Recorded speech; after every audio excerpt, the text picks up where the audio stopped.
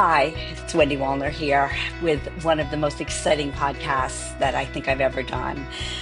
For those of you who have followed me or know anything about, what I in my core believe, it's about stories and how stories inspire action and behavior changes.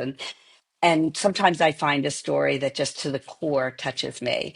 I mean, maybe you remember when Susan Boyle came on the interview, it came on the show, America's Got Talent, and she just blew everybody away. And I watched that video again and again and again because it just does it for me. It just does it. It just plugs me back in.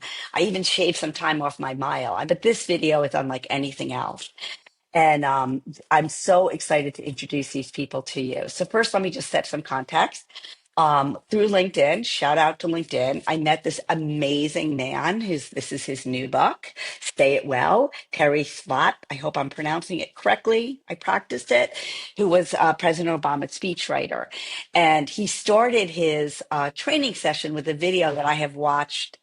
I don't want to say maybe more than 1,000 times about a young kid who writes this beautiful impassioned letter.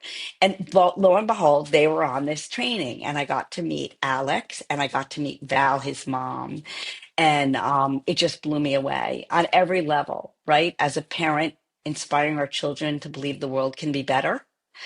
As a child, growing up knowing that you are part of the solution to make the world better, so, how incredibly cool is it that I got to meet and interview and chit chat with two people that have just been my go to, my listen to? So, shout out to everybody and thank you for turning on and listening to a story that does inspire us to believe in so many different things. And it's everything that I am so passionate about, right? Never becoming cynical, never becoming jaded, and never stop believing. And this video, this interview, man, it's all that and more. So here's a segue to what started it. It's on my playlist, and it's a dream come true that I got to chit chat with them so many years later. So, not just enjoy the video, save the video, use it when you need to. And here's a chance for you to revisit the video. Maybe you've seen it before, or for those who never have, here it is. Dear President Obama, remember the boy who was picked up by the ambulance in Syria? Can you please go get him and bring him to our home? Park in the driveway or on the streets, and we'll be waiting for you guys with flags, flowers, and balloons. We will give him a family, and he will be our brother. Catherine, my little sister, will be collecting butterflies and fireflies for him. In my school, I have a friend from Syria, Omar, and I will introduce him to Omar, and we can all play together. We can invite him to birthday parties, and he will teach us another language. Since he won't bring toys and doesn't have toys, Catherine will share her big blue strawberry white bunny, and I will share my bike, and I will teach him how to ride it. I will teach him addition and subtraction. Those are the words of a 6-year-old boy. He teaches us a lot.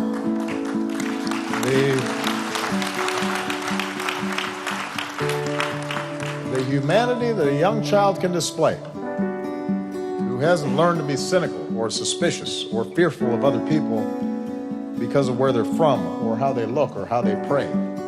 We can all learn from Alex. Alex, 6 years old. I'm not sure if you remember me. We remember you, Wendy. It's so nice to see you again. First, just let me tell you, incredibly grateful. Really, really, really grateful to both of you for taking time and talking to us. And I can't thank you enough. Likewise, it's a pleasure because all these moments help us reflect on the lessons we continue to learn. So, I'm sort of known, Val and Alex, like I wake up in the morning and I plug in, I'll watch a video of something that really just speaks to me. But I'm not a crier. There's often a running joke about I'm not a crier. If you see Wendy crying, you should come running. And I'd like to just share with you, I can't even talk about your video without getting like very emotional. So why do you think it is? Why do you think that letter and the entire experience just is so emotional? Not just for me, but for the millions of people that watched it. Alex, why don't you take a stab at that? Why is it so emotional to hear you reading that letter as I cry? I believe that it's because I was younger. I didn't understand as much of how the world worked, especially because I was only 6 or 7. And yet I had kind of the sympathy and like compassion to go on and write that with no better understanding or no kind of conception of what the result would be or perhaps any controversy, but just purely just out of the kindness of my heart. And I think that just that hope or kind of belief that we can inspire this and put this into other kids to kind of, or other aspiring people who want their voice to be heard but don't know how, and just kind of enable them to give them a voice. And I believe that's what made my video so kind of heartfelt and touching. Yeah. Did you ever think what next? It was one step at a time for me. I mean, just I didn't actually understand what would even be the result of it. I thought I'd write the letter, you know, he would come, things would be perfect, but obviously different things panned out, but everything happened for the best. But I never was thinking what's next. I just kind of always kept my mind of what was happening in the current moment. So you went to mom and said, Mom, I'm going to write a letter to President Obama. Is that what happened? I mean, to be honest, she might give you a better take of those earlier steps. So Okay. Well, you wanted to write to Omran. So he saw the video, was touched. We didn't have TV at the moment. We still don't, but basically never cable news. We really try to teach the kids through books and other school programs. But in that week, we were changing au pairs from one to another. And my mother-in-law was watching the kids. And my mother-in-law has CNN on all the time. So I had the night before Alex came to my bed and he saw that I was reading something emotional. So he jumped in to ask, what is it? Who is that? But I skipped the image of Omran because I didn't want him to be hurt. And I explained to him, you know, how Mama talks about boys and girls who are in the war, and sometimes children, you know, are hurt, and you are very lucky. We have to be grateful. I always try to have teachable moments with my kids. And he remembered that, but the next morning being in front of CNN with my mother-in-law cooking, that's when he started to shake and his chin was shaking, she said, and crying, like, how is it possible that this child in the ambulance can be bloody and dusty and alone, and where is everybody? So from that day till the day he wrote the letter, which was 2.5 days later, that's all he wanted to talk about. Omran and where he is. Show me Syria, show me where is in Syria he is. And Alex has been always very curious from the moment he was born. So it was impossible to contain to satisfy him with an answer. Because of course I don't know where he is. And of course I didn't know, how long the war was going to be, or how can we send some toys. He had the genuine interest and questions that any child would have. Like, can we do something? And you know what, Val? I would disagree. Not every child is as special as Alex, and not every parent is as special as you. And I just want to stop for a minute and highlight something you said that I'm so passionate about. We have these teachable moments, and they come. And a lot of people fast forward through them. Parents fast forward. It's a great point, Wendy, because we miss those opportunities sometimes, with 2 small children and the working mom. I could have just said, go to bed. Oh, yeah, we got a lot of excuses for letting them go, Val. I get it. Exactly. But I took my time to explain, and then my mother-in-law explained what happens, and we just kept answering him. Let's get a globe, or let's get the Earth. I remember going to satellite, the Earth, and zoom into Syria and looking at the forested parts of Syria, the green parts, and hoping that he would understand Omran is in that part, like he's safe. I had a map of, at the time, Europe and like the Middle East in my room. So I'll never forget coming back to the house and just constantly, because it's right next to my bed, sometimes I just lay there and stare at Syria or stare around the map, and it's just something that kind of stays there because I don't know why. So now I do detect that your mom has an accent. Yes. Yes, and I'm an immigrant myself. I escaped troubles in Albania in 1997. I saw war myself. I was lucky to escape, and I was with a green card. I had won the green card lottery as a law student. So very lucky to have come to the United States with papers and to start my education and grow. But not many people are as lucky. So I've always taught my kids to understand the moments where we have to be grateful. It could be news that you watch, or it could be a homeless that you pass by in the street. It could be somebody that needs help in class. Maybe a kid is being bullied. If you don't reflect on your gratitude, you cannot help others. And that has to be part of everyday life. And you know, Alex, you and I have something in common because you were born here. You were born in America. Is that correct? Yeah. So I'm first generation American and you're first generation American. And I think it's interesting when you do have parents that maybe have an accent or speak different languages, right? That plays into why is the world so small and so important? And maybe that motivated also to write the letter? I mean, growing up, hearing these stories about my mom and my dad immigrating to the US, my dad as a foreign exchange student, my mom winning the green card lottery, I almost kind of not related, because obviously all stories are different than others, but I more sense got an understanding of what war can actually be like and how it can affect the people around it. I mean, innocent civilians who have done nothing wrong just get hurt in the crossfire of political parties or, different parts of a country or different political beliefs. And it's just... So, Alex, I'm going to ask you an unscripted question that's going to be pretty hard. Are you good with that? Yeah, sure. I like the challenge. So a lot of times at Balancing Life's Issues, we hear that we should shield our children. Don't tell them terrible things. It's too much for them. They can't handle it. And yet at 6 years old, you knew that something terrible had happened. How were you ready to hear that message at 6 years old? I think all of that bounding anticipation and kind of building up, no matter what the consequences would be on what I already knew and what I was yet to know, I was just ready to hear it. I think I just really wanted to know what was up because I'd seen it first from my grandma and then my mom. So I was like, obviously this has to be a big thing, being 6 years old, not knowing all that much about war and just kind of putting two and two together. And I was just like, I want to know, I want to know, I want to know. And that just... Ever get angry at mom for not telling you that everything was perfect in the world?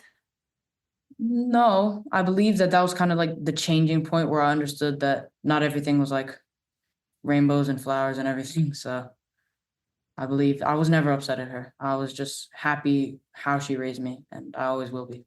So. Yeah. Oh my God. Wait a minute. Let me stop there for a minute. Can we cut that out and send that to my 3 children? Because that's what I want to hear. I was happy with the way she raised me. I mean, Val, does it get better than that?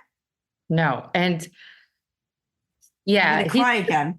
He's always been very, very special. And we learn from his empathy because it's truly genuine. Like kids that are encouraged to know the truth about the world with some shielding. You cannot just expect them to grab everything, and you shouldn't expose to everything.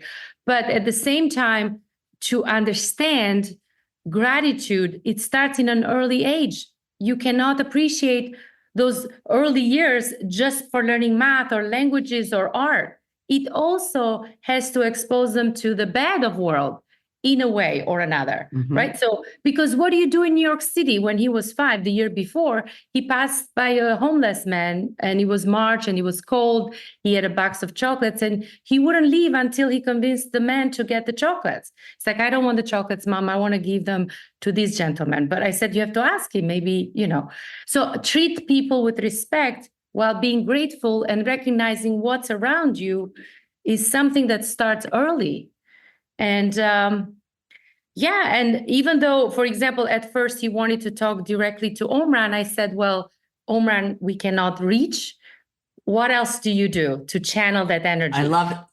And when he said, I bet you President Obama can go get him, because previously we had talked about the power of a president and how a president has an airplane and a helicopter, and they're powerful people that can change the world.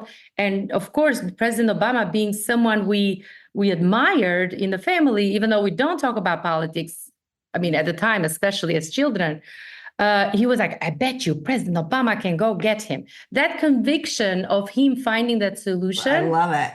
Is really what it's about. And then what did I do? I used the moment to really channel the writing skills, because it was August and they didn't have kindergarten. They didn't have camp. August is the hardest month for any mother. For so sure. Said, why don't you, I bet you if you write to him, he will listen. He will take note of it, of your passion. See, and I love that. I think we got to stop right there, because one of the things we talk a lot about is this learned optimism, and we're fighting the cynical world, right? Nothing I do matters. It doesn't matter. I can't do anything. And what you told him was, I bet he'll listen to you. Yeah. And of course, to me, it was like, here goes letter to Santa. No one is going to open it. You know how many thousands of All right, letters. so now we want to know. You mail the letter, and what happens? She's the one that Wait a minute. Did you want to go to Maine? We were supposed to go on vacation okay. 2 days later. So Okay. we had this around that time in the family. We'd go to Maine. Was it every summer? I believe? Every August, So yeah. every August we'd go to Maine for like a couple of weeks, and it had been like something we've been doing for like 2 years at that time. And this was just after I'd written the letter, and I just didn't want to go. I was so convinced that he would. I can't go. Run, like genuinely, just in my mind, I just picture it, and I can't go. President Obama is coming. Who's going to wait for Omran? That was. Oh my goodness. She convinced me first. She said the neighbors will. So I said, I spoke to the neighbors, and they will make sure they'll call us, and we'll be right away. We'll drive very fast, and they will wait for us. I mean, it's kind of cruel how he was so vested in this story and the fact that he's coming. And then a week passes by, and any news. And I would just literally look for any delays, any justifications, because now I'm thinking, oh my God, I'm lying to my son. This is never going to happen. How can I take his attention away? And I would search for President Obama's whereabouts. And I would say, oh, look, he's in Laos, or he's in Cambodia, or wherever. That's why he's a little bit delayed, but I'm sure something, And of course, it was 20 days later or 26 days later. Early, mid-September. I had like no concept of time. Right. Yeah. Why without? But not a year late. Not a year later. No. It was days later. The school had begun. I remember being at Columbia University for a conference, and I get a message from my boss, my dean at the law school where I work, and she said, the White House is looking for you. Because I am in the international program, sometimes I bring delegations to Washington, D.C. And I'm okay. Did we plan something with the White House? I don't think so. And I told her, no, I don't have anything with the White House this month. We had a Supreme Court visit in July, but that's it. And she goes, no, they're looking for personally for you. They're asking for your cell phone number. And I was thinking, maybe it's a cousin that started an internship at the White House. I have no idea. Like, I would never put the letter together with the White House calling us. And so when I gave the message, the number, they called me. I remember it was a member of the speechwriting team, Susanna, right? Mm-hmm. And she goes, are you Alex's mom? Yeah. And to this day, I can't even talk about that moment because it's so emotional. And I said, yes, I am. And the letter, oh my God, the letter, please tell me it didn't reach the president because it's crazy. And she said, yes. And you got all of us in tears. So the rest is history. So wait, no. So you go to Alex. I want to know what that moment was like. Oh, you go to Alex and you're like, because of course Alex believes this is going to happen all along. Of course, yes. The president's going to read his letter. The mom. But what was that moment like when you actually say the White House, Alex, the White House called? That's a great question, because I remember being picked up at the train station in Scarsdale with my mother-in-law and my kids in the car. The au pair was still learning to get the routine, so my mother-in-law was helping. And I was so excited. I believe it was a Friday. I believe it was a Friday because it was a shorter day for us because we are Shabbat observers in our university. And he's in the back and I say, Alex, the president read your letter. And my mother-in-law turns around and she goes, what? And Alex from the back says, Omran is coming. That was so Oh my God. like, Omran is coming, Mom. And I said, well, no, Omran is safe. And then I explained to him that the president wishes to read your letter to the United Nations. And would you like to give permission? And also, I had no clue what that was. I was like, yeah, sure. and also that, they were sending a team to video him reading the letter. At the time, I'm thinking they need to vet the story. I mean, they need to make sure this is a 6-year-old writing to the president because it's the president. You don't want to say something false. And so 2 days later, we had the team coming, a wonderful digital communication team from the White House. They did the video with Alex reading the letter.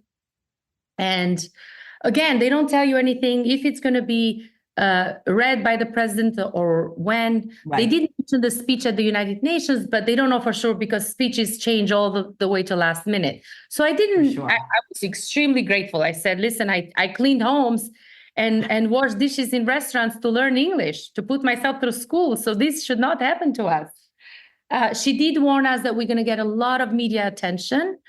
I said, well, we pay our taxes. We're good citizens. There is nothing to hide. But as long as we don't have to talk to the media if we don't want to. And she said, it's totally up to you, because at this time, I'm thinking I have to protect the 6-year-old. How was your meeting with the president? Oh, my God. I mean, that's how we met Terry, actually. Oh, Terry, yes, that's right. That's right. Terry did tell me that. The kids' phones don't work in the White House, right? They're blocked. So I couldn't give them a video to watch or something. Trump had just entered before we entered. And he was visiting the White House for the first time as the president-elect. And we were next in the appointment. So the president was delayed with the president-elect. And we had to wait for 90 minutes with the 2 kids that are 4 and 6. So Terry and his team were amazing to giving them pen and paper and trying to keep them engaged. But of course, the only thing my sister and I wanted was this fountain soda. So. They wanted orange soda. Wearing white with orange soda, I was terrified. But yeah, how was it meeting the president in the Oval Office? Like, as a kid, you don't really get stressed or nervous in front of adults. I have never, and even to this day, I have never been more nervous in my life. Never. So what happens? You walk in? I walk in kind of like head half down, head half up, and I'm just kind of staring there, and I see, he's like, hello, it's so nice to meet you. How have you been? And I'm just like, I'm good. And I'm just shaking his hand repeatedly. I have no clue what to do. And at the end of, he was talking to us. He was sitting on the desk of the Oval Office. And I was looking up at him and he was telling me how proud he was of me. And that was really a moment. And that's where it kind of set in. It's like, you really did something good. And he asked me if I had any questions after. And to this day, I'll regret that question so much. Why do you regret it? Because I was sick, obsessed with vehicles. I asked, because I knew I had a helicopter, how much people does your helicopter fit? Out of all the things I could have asked, I asked that. That's genuine that's curiosity. So listen, we're going to be sending President Obama this podcast. So we're hoping you're listening to know what an impact that he had on everyone, on many other things as well. So how long would you say you met with him? I mean, minutes. It felt like minutes, but in my mind, I wish it lasted hours. I mean, he was such nice to be around. He really was.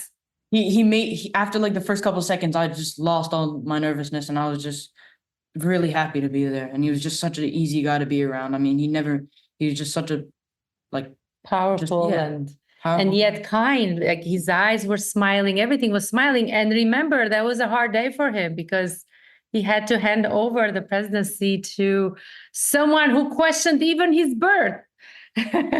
Right? It's been crazy. So it has.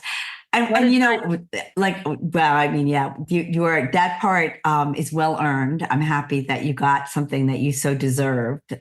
So definitely shout out to President Obama. He didn't need to do that.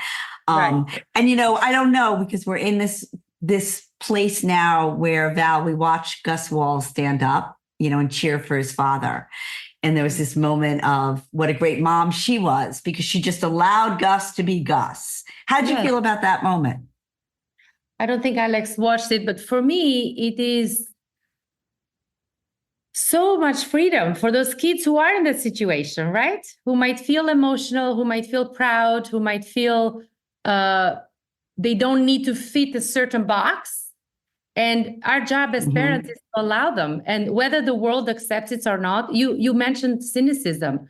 I don't care if people are cynics or haters, or you just have to let love and kindness win.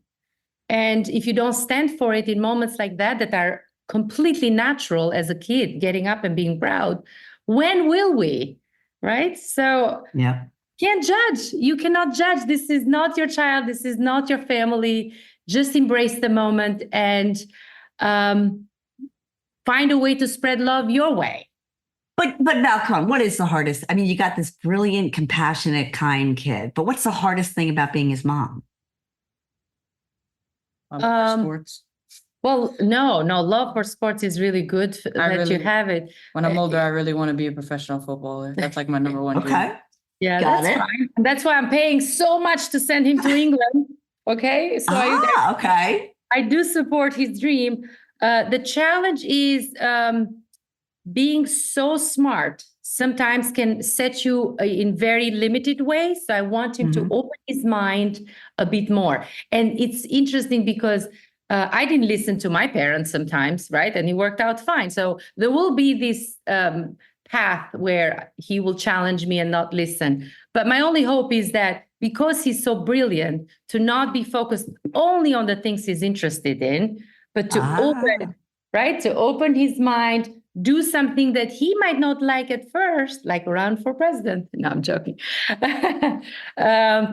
It's really, I'm blessed. He's really amazing. I just hope he keeps an open mind and explore things beyond his passion. Well, I know where I got it from. So. Thank you. Do we know what happened to Omar?